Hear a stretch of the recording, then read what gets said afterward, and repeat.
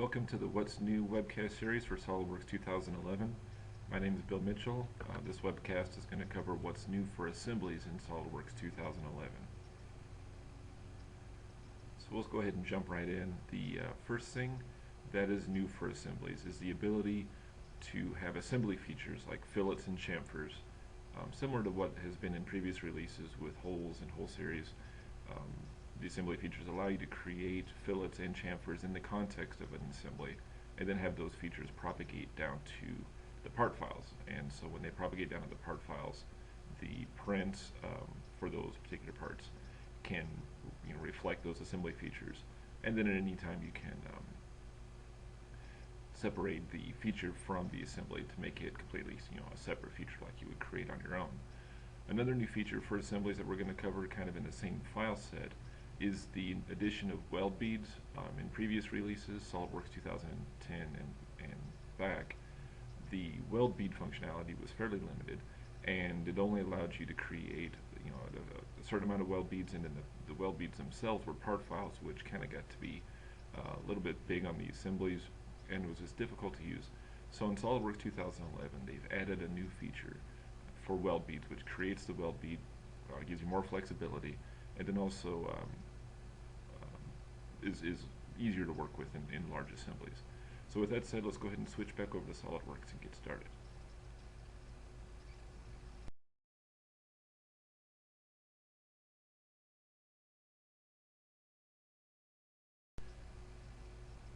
So we've got a file set. Go ahead and open up, and this is no weldment.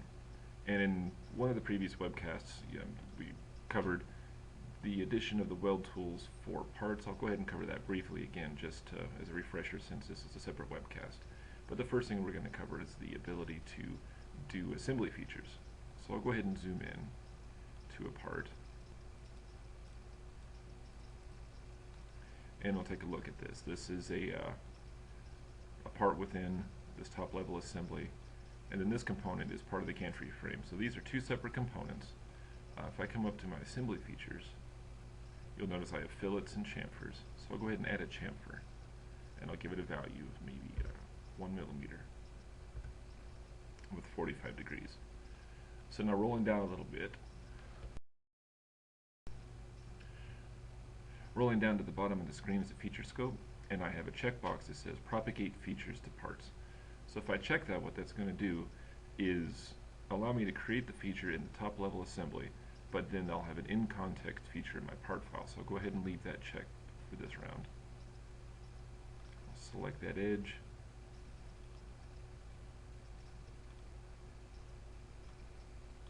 One of the things that you're going to want to be careful about in this is to make sure that the edges are for the same part file. You can also see on the pop-up menu that the edge of the part 1046 is the same. So now when I say OK, at the bottom of my feature tree, I'll have a chamfer feature. Now if I open up this part on its own, you'll see that I have an in-context feature denoted by the dash greater than symbol.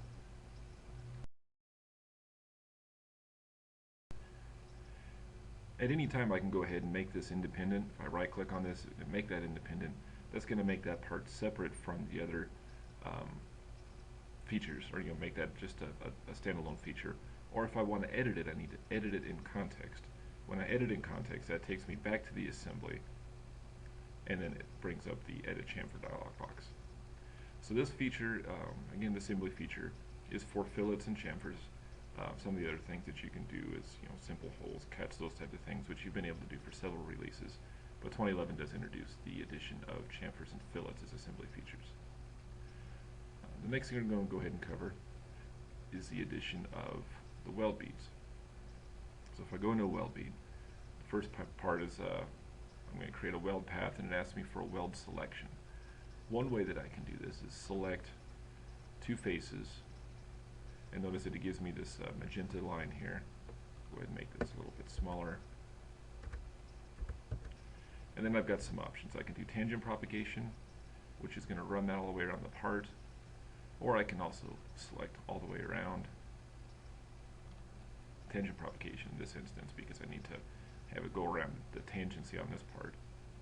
I can define an intermittent weld, so that I'll do a stitch weld effect on the part. I can set it to pitch and length or gap and length, depending on how I want it to behave.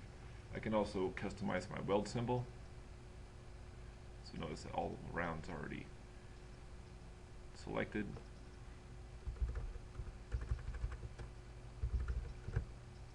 And I can just continue to annotate as a typical weld. So now when you do that, notice that you get, the preview has the dashed lines. And also in the feature tree, there's a weld folder. If I deselect it, basically I get a graphical representation of what the weld's going to look like. When I expand this, go to my weld folder, I have that 5mm weld. If I do want to edit this, I can expand that, right click on it, edit the feature, maybe undo the intermittent weld, say OK.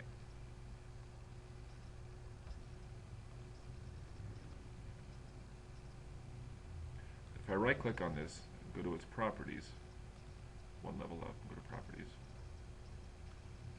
I have a dialog box for my weld bead. I can put in my weld material, weld process, mass, number of different properties that will go into a table that you can put into your assembly drawings. And this is going to be useful for costing and just general annotation. Another method for creating the weld beads is if you go to something that's maybe a little bit more difficult. Not necessarily difficult, but just maybe a different way to select the same type of thing.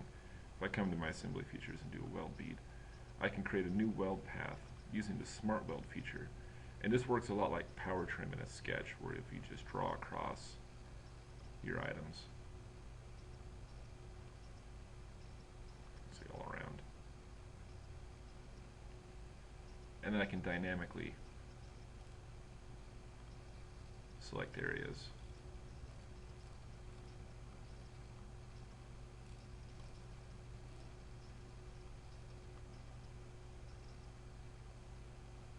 Now, because this is part of the same file set, I cannot use that setting.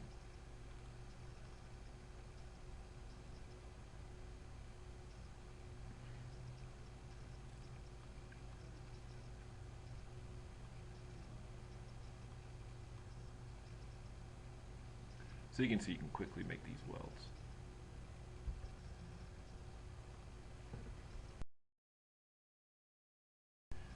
Coming back over to the part file, notice that if I zoom into this part, and then I come into my assembly feature and try to create a weld bead, I'm not going to be able to create a weld bead between these parts.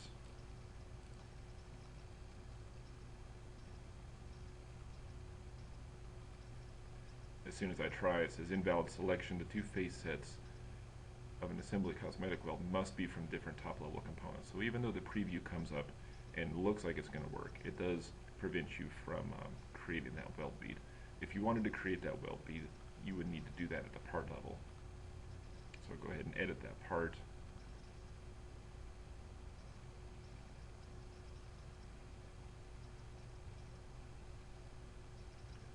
Then at this point I could insert the feature, or insert the weld bead feature. And then it would be created. And so now this particular component, the gantry frame, would have its own weld folder now because of that 5mm weld. So let's take a look at what this looks like whenever I put this into a drawing.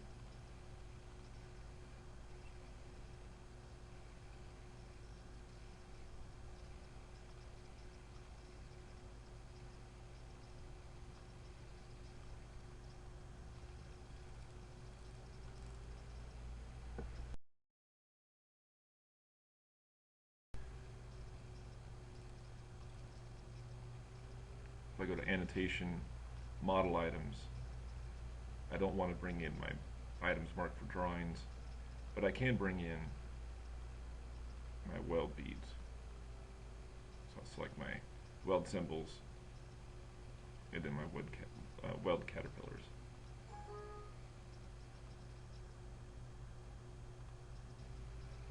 So you can see that those items really quite attached to the right place. I can go through and select.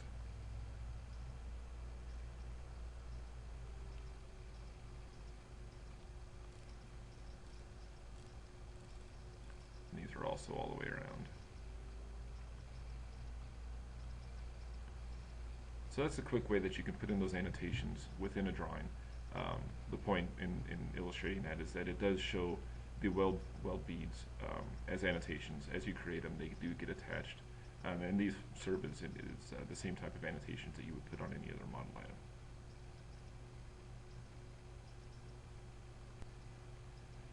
So we'll go ahead and close out this file, since we're done with this file set. And then take a look at the next thing that we're going to cover.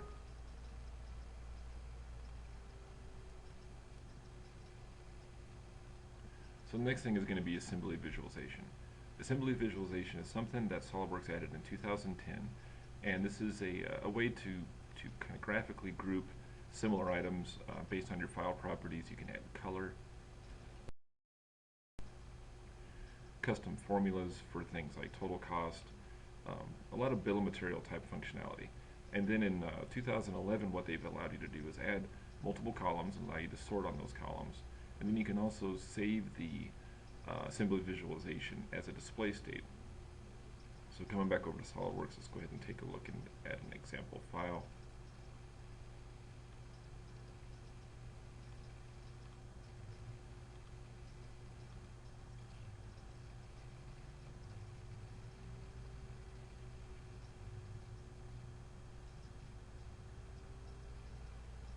So now once this file is open, to get to the assembly visualization, you need to go to Evaluate,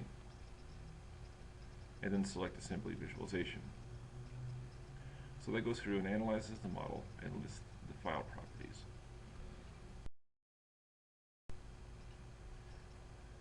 You've got the file name, quantity, and mass, and then you can look at this in terms of a flat view. So notice that at that point it takes the assembly files and shows the assembly icon, or I can look at all the different components.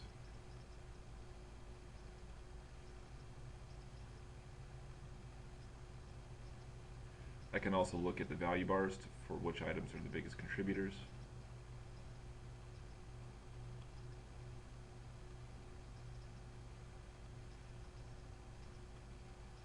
That should have turned on there. So you can see that this significantly, as far as the weight goes, the top part is the most is the heaviest, and so by comparison everything else is not much of a contributor. So now if I wanted to add a color to delineate this, and say maybe I wanted to add a color for yellow, and that would be between things that are between 1,000 and 500 grams, you can do that. That adds a color. If I wanted to add another column,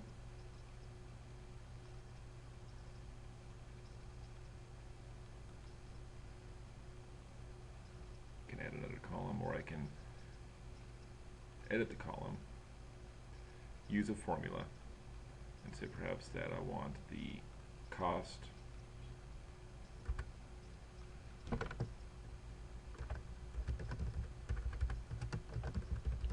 assembly cost. Then I can say that this is going to be cost multiplied by quantity, and so that shows me the assembly cost for that particular item.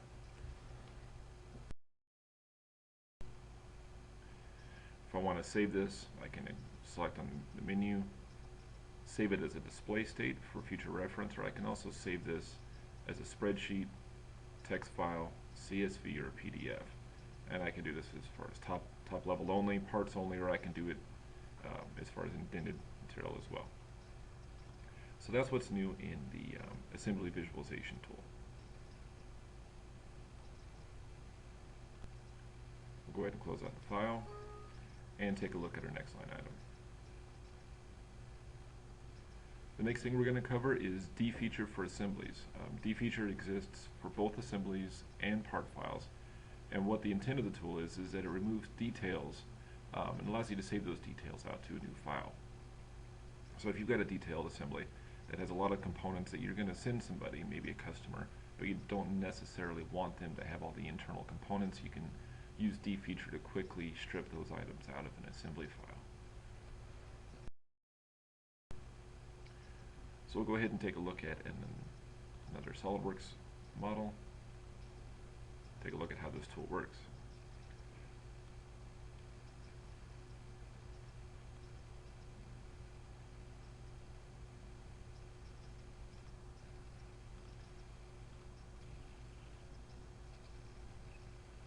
So opening up this assembly file, you can see if I switch to display state once this finishes loading,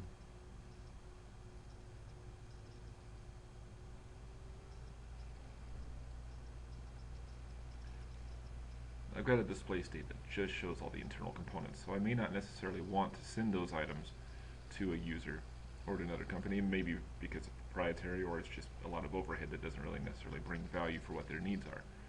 So coming up to Tools, selecting Defeature, this new utility allows me to quickly go through my part file.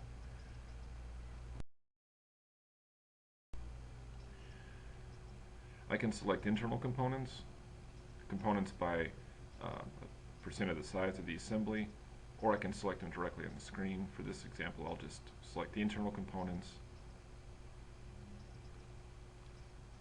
So that's going to remove all those screws.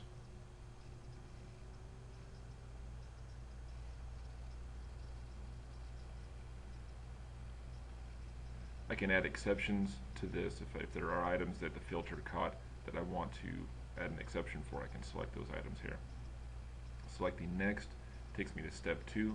Now because this is an assembly, I can also capture the design intent of the assembly as far as the mates go.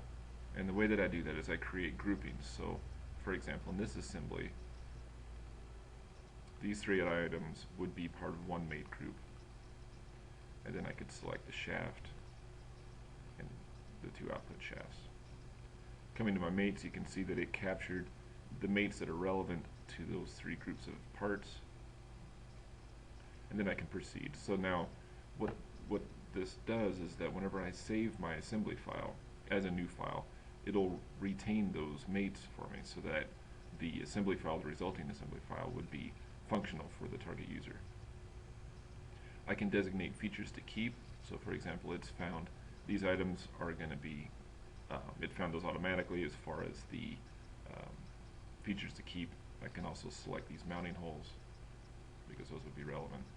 And because my shaft is a little bit buried inside of this housing, I'll go ahead and select that pocket. There is a filter for auto select to select holes or select holes within a given range. I can use a dynamic section to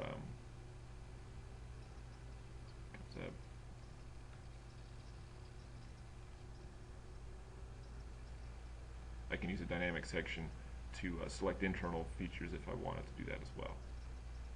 I'll go ahead and accept those values. It goes through and removes the internal details and the internal components.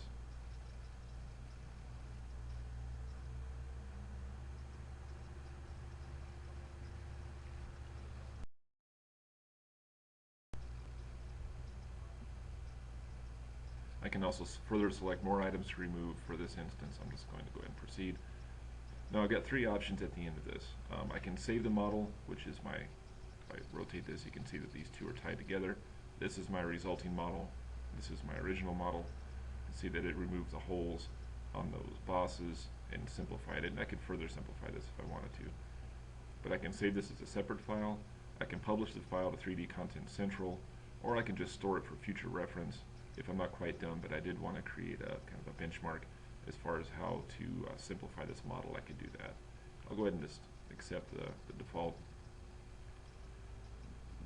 What the default has the effect of doing is creating a Defeature feature in your feature tree. You can right click on that and at any time save the result out to a separate file, upload it to 3D Content Central, or you can also edit it. So I'll take a look at the resulting file from a previous export, and this is essentially what you would get from that activity. So you've got the 3 groups, 3 files rather than several files.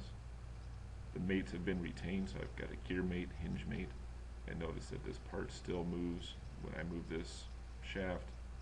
This other shaft, perpendicular to it, rotates. Doing a section view, you can see that the internal components have all been removed, so the only thing that's there is just a solid mass. Now with that said, if this is something that it is important that the mass and center of gravity be accurate, do keep in mind that this part is now solid, so it's not going to be representative of what the actual production part is. So you would need to go into mass properties, create an assigned mass property and center of gravity from the original model to retain that.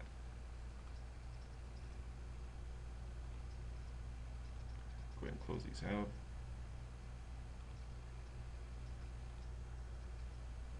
And we'll go on to the next topic. So the next thing we're going to cover are equations. Within SOLIDWORKS 2011, you can take equations and link them to an external text file. With that, you can control suppression states of components. You can also share equations and global variables across models using a top-down assembly method, or link the individual components to the text file separately. And then you can also configure variables. So let's go ahead and take a look at how this works. I'll go ahead and switch back to SOLIDWORKS and open up this file.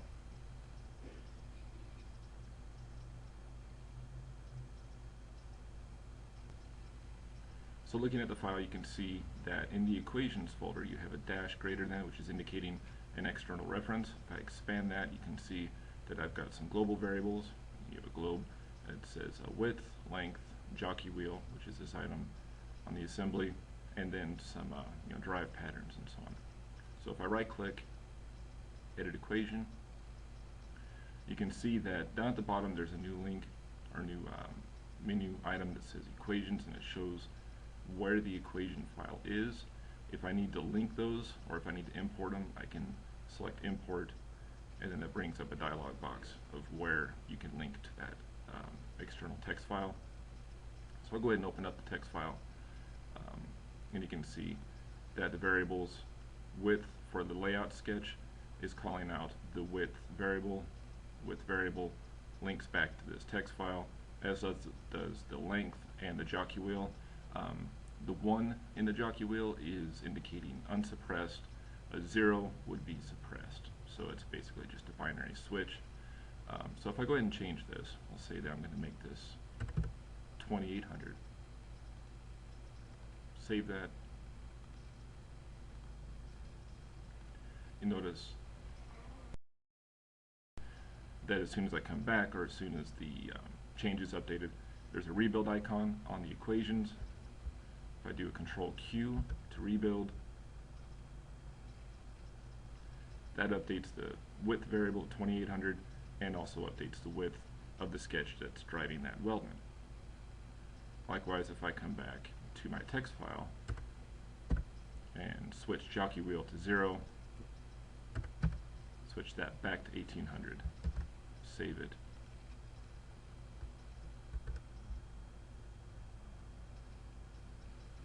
you can see that the jockey wheel gets suppressed and the width returns to 1800.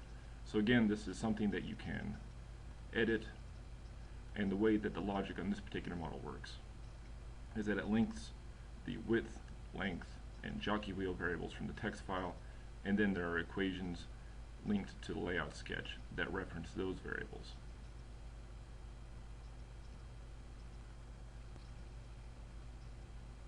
This again can be done at the part level as well as the assembly level, and so it's useful if you have a text file and you can put that up on a network share to where a number of users can get it.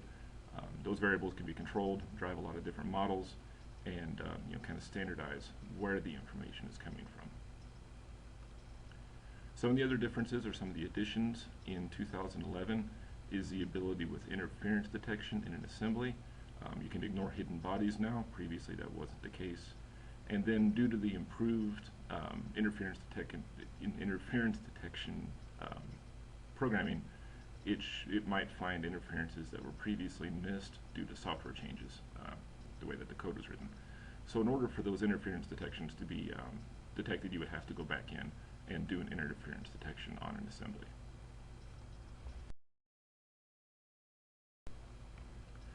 Assembly Expert now has a rebuild report, and this provides real-time provides the rebuild time for the total assembly. Keep in mind, for this to be accurate, the rebuild has to be done within the current session of SOLIDWORKS, and it's going to vary from machine to machine depending on what other applications are running. Basically, this is just kind of analyzing how much time the assembly file is going to take to rebuild. Another new addition to 2011 are some improvements in SpeedPack. There's some new commands that allow you to switch between SpeedPack and parent configurations. This is available whenever you open a file, so there's a checkbox, and you can also right-click on the top-level assembly and tell it to use SpeedPack to toggle to the SpeedPack derived configuration. And then if you want to switch back to the parent and load all the items, then you would right-click and select Set SpeedPack to Parent. Another new feature to SpeedPack is the addition of unabsorbed sketches, meaning that sketches in an assembly that are not absorbed by features, those items can be included in SpeedPack configurations as well. So let's go ahead and take a look at how this works.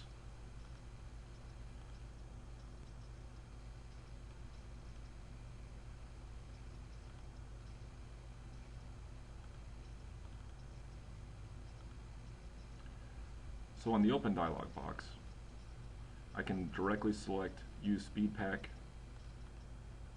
coming into any one of these assemblies. There's a SpeedPack configuration, or I can directly, you can see from the configuration, I can hit the pull-down menu. Anything that is a SpeedPack derived configuration is going to be indented and contain the word SpeedPack in it. So we're going to open up this top-level assembly.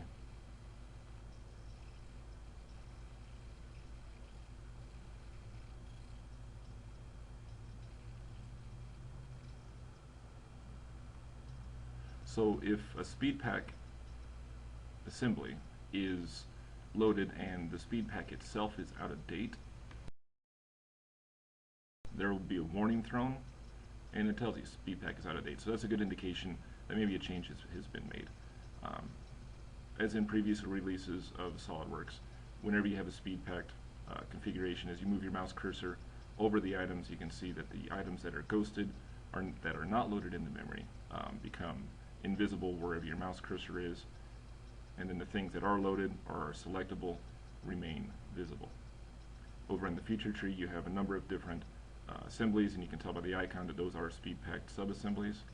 So if I right-click, I can set SpeedPack to parent, which is going to reach into the assembly file and then go up a level to where the parent item of the SpeedPack derived configuration is made active.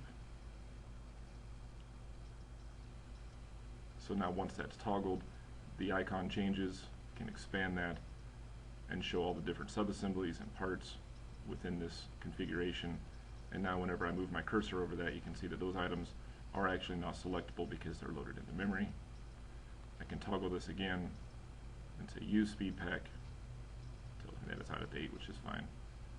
And now it returns back to that. Now if I wanted to fix this, I can right-click, open up this assembly,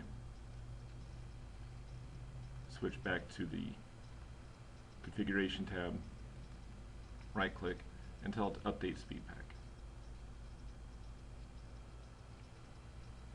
So what this does is refreshes the assembly, make sure that there's not any changes, any faces or changes that have been made to the part file are updated.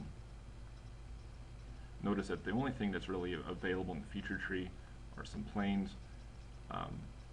Looking at this part file, you can see that these items are loaded, whereas the socket head cap screws in the back of this are not. Now if I switch back to the top level assembly, there's a rebuild, do a rebuild, and now this item is up to date. So that's the addition of SpeedPack. And again, if you're not familiar with what SpeedPack does, this was introduced a couple of releases ago. Basically, it prevents items from being loaded into memory.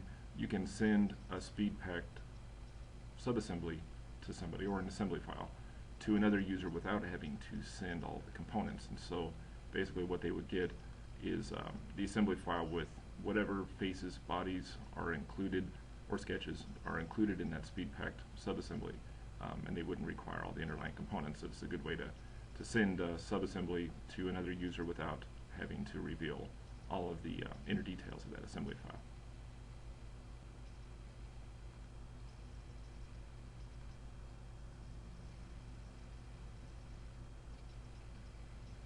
And close these files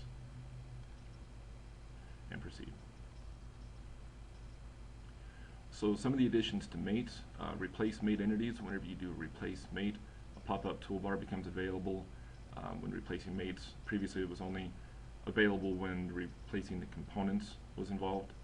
And then in motion studies, certain mates are now solved relative to other components, whereas in previous releases of SOLIDWORKS, the motion mates were relative to the assembly origin, which would cause rebuild issues or problems with motion studies. Some examples are gear mates, rack and pinion mates, and screw mates. The reference components are detected automatically, so anytime that you do one of those types of mates, you no longer have to worry about trying to find the right combination of components.